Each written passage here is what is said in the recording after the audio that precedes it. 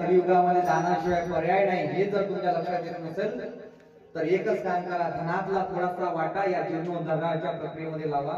विठ्ठल रुक्मिणी संस्थानाचा जीर्णोद्धार करायचा, आपल्याला मंदिर बनायचं आहे, हॉल बनायचं आहे.